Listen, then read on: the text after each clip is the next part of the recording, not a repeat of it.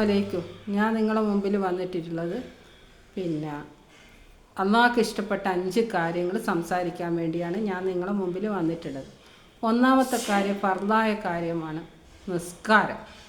അത് നമ്മളെപ്പോഴും നിസ്കരിക്കണം. നമ്മളെ എന്ത് വിഷമങ്ങൾ, എന്ത് ടെൻഷനും വിഷമങ്ങളും ഇല്ലാത്ത മനുഷ്യന്മാർ ആരുമില്ല ഈ ലോകത്ത്. നമ്മൾ വിചാരിക്കും നമുക്ക്, മറ്റുള്ളവർ വിചാരിക്കും മറ്റുള്ളവർ, എല്ലാവർക്കും ടെൻഷനുകളുണ്ട്. അപ്പം നമ്മൾ എന്ത് ചെയ്യണം? നമുക്ക് എന്ത് പ്രശ്നത്തിൻ്റെ നടുവെന്നും എന്ത് വിഷമത്തിൻ്റെ നടുവെന്നും നമ്മൾ നിസ്കരിക്കണം. ആ നിസ്കാരം, ഫർളായ നിസ്കാരം, നമ്മളൊരിക്കലും നമ്മളെ അള്ളാഹു ദുനിയാവിൽ പഠിച്ചത് അള്ളാഹ്ക്ക് വേണ്ടി ഇബാദത്തെടുക്കാൻ വേണ്ടി മാത്രമാണ്. അതിനു വേണ്ടിയാണ്. ആ ഇബാദത്തിൽ നമുക്ക് ഒരുപാട് കോൺഫിഡൻസിനുണ്ട്. അത് അള്ളാഹ്ക്കറിയാം. നമുക്ക് ആ നിസ്കാരത്തിൽ കിട്ടുന്നത് നമുക്ക് വേണ്ടിയിട്ടാണ്, അല്ലാണ്ട് അള്ളാഹ്ക്ക് വേണ്ടിയിട്ടില്ല. നമ്മൾ നിസ്കരിച്ച് കഴിഞ്ഞാൽ നമുക്ക് ഒരുപാട് ക്ഷമ കിട്ടും. മനസ്സിൽ നന്മ മാത്രമേ നമ്മളെ മനസ്സിലുണ്ടാവൂ. നമ്മുടെ വടക്ക് ചിന്താഗതി നമ്മളെ മനസ്സിലുണ്ടാവില്ല. ഇതൊരു ചിന്താഗതി, ഒരാളെ അപായപ്പെടുത്താനുള്ള ചിന്താഗതി നമ്മളെ മനസ്സിലൊരിക്കലും വരില്ല. നമുക്ക് നല്ലതേ ഉണ്ടാവും. നമ്മളെ മനസ്സ് നല്ല ഒറിജിനലായി നിസ്കരിക്കുന്ന ഒരാളെ മനസ്സെപ്പം ക്ലിയർ ആയിരിക്കും ഉണ്ടാകുക. അത് നമുക്ക് വേണ്ടിയിട്ടാണ് നിസ്കാരം.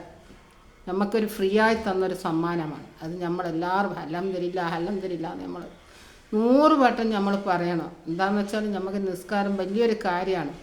നമുക്ക് ശരിക്കും ഒരു കാലുകുത്തി നമുക്ക് സംസാരിക്കാനും വലിയൊരു MP ആയിട്ടും വലിയൊരു കളക്ടറായിട്ടും ഡോക്ടറായിട്ടും ഒന്നും കാര്യമില്ല.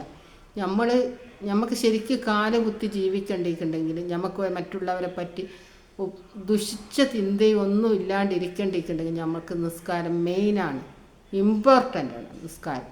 രണ്ടാമത്തെ കാര്യമാണ് നമ്മൾ ഖുർആൻ എന്ന് പറഞ്ഞാൽ നമുക്കറിയില്ലെങ്കിൽ നമ്മൾ അറിയാത്ത പോലെ ഓതിയാൽ നമുക്ക് ഒരുപാട് കൂലിയുണ്ട്.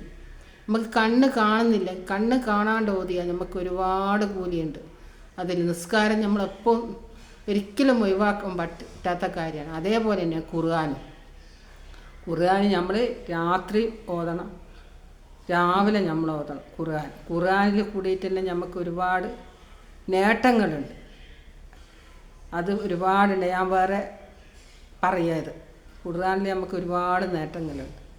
അത് നമ്മൾ ഖുർആൻ ഓതണം എപ്പോൾ. അത് 2 കാര്യം നമ്മൾ ചെയ്യും. രണ്ടാമത്തെ കാര്യമാണ്. മൂന്നാമത്തെ കാര്യമാണ് ഞാൻ പറയുന്നത്, നമ്മളെപ്പോഴും ചെയ്യേണ്ട കാര്യം എന്ന് വെച്ചാൽ നമ്മളെ ശരീരം എപ്പോഴും വൃത്തിയാക്കി വെക്കാൻ. നമ്മളെ മരണം എപ്പാന്നറിയില്ല. ഈമാൻ്റെ ലക്ഷണമാണ് എന്ത്? വൃത്തി. അതേ വൃത്തി പോലെ തന്നെ നമ്മളെ മനസ്സും വൃത്തിയാക്കാം. ഒരാളെക്കൊണ്ടും നമുക്ക് ഒരു ദ്രോഹം തോന്നുക, അസൂയ തോന്നുക ഒന്നും തോന്നാൻ പാടില്ല. തോന്നിയിട്ടുണ്ടെങ്കിൽ തന്നെ നമ്മൾ അള്ളാഹിനോട് പറയാം, അസ്തഗ്ഫിറുല്ലാഹ് എന്ന് നമ്മൾ പറയണം. കാരണം നമ്മൾ മനസ്സെപ്പം ക്ലിയർ ആയിരിക്കണം. നമ്മുടെ അള്ളാഹ് പഠിച്ചത് നമുക്ക് എന്തെല്ലാം വിധിയുണ്ട്, ആ വിധിയേ നടക്കുള്ളൂ. പിന്നെ നമ്മൾ പരിശ്രമിച്ചാലും അള്ളാഹ് കൂടാണ്ട് ഒരു കാര്യങ്ങളും നടക്കൂല. അത് എല്ലാത്തിനും അള്ളാഹ് കൂടാണ്ട് ഒരു കാര്യവും നടക്കൂല. നാലാമത്തെ കാര്യം എന്ന് വെച്ചാൽ നിങ്ങൾ പാവങ്ങളെ സഹായിക്കണം. പാവങ്ങൾ എന്ന് പറഞ്ഞാൽ എല്ലാ ചെറ്റക്കുടിയിലുള്ളവരല്ല പാവങ്ങൾ. എല്ലാം ഓരോരുത്തരായ വിഷമങ്ങളുണ്ടാവും. അത് കണ്ടറിഞ്ഞ് സഹായിക്കണം. വലത് കൈ കൊണ്ട് കൊടുക്കുന്ന ഇടത് കൈ അറിയാതെ കൊടുക്കണം. അതെന്ന് വെച്ചിട്ട് നമ്മളെ ഫേമസ് ആകാൻ വേണ്ടി കൊടുക്കരുത്. കാരണം ഒരാളെ വിഷമം നമ്മൾ തീർത്ത് കൊടുക്കണം. അള്ളാഹിൻ്റെ റസൂലും പറഞ്ഞത്. ഒരുപാട് വിഷമമുള്ള ആൾക്കാരുണ്ട്. അവരെ വിഷമങ്ങൾ തീർത്ത് കൊടുത്താൽ നമുക്ക് വലിയ കൂലിയാണ്. അത് നമ്മൾ ചെയ്യണം. അഞ്ചാമത്തെ കാര്യം എന്ന് പറഞ്ഞാൽ നമ്മൾ അധികം ദിക്റ് നമ്മൾ ഓരോന്നും നടക്കുന്ന സമയത്തും ഇരിക്കുന്ന സമയത്തും നിൽക്കുന്ന സമയത്തും എല്ലാം ദിക്റ് ചെല്ലും. നമ്മളെ മനസ്സ് ക്ലിയർ ആക്കുക.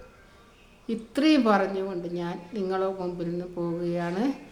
നിങ്ങൾ എനിക്കും എൻ്റെ കുടുംബത്തിനും വേണ്ടി പ്രാർത്ഥിക്കണം. നിങ്ങൾക്ക് വേണ്ടി ഞാനും പ്രാർത്ഥിക്കുന്നു. ലോകത്തുള്ള എല്ലാവർക്കും ജാതി ഭേദമൊന്നുമില്ല. എല്ലാ മനുഷ്യന്മാരും ഒരേ രീതിയിലാണ്. പക്ഷെങ്കിൽ നമ്മുടെ മതത്തിലുള്ള കാര്യം ഞാൻ പറഞ്ഞെന്ന് വേണം. എല്ലാവർക്കും നമ്മൾ പ്രാർത്ഥിക്കാം. ഓക്കേ.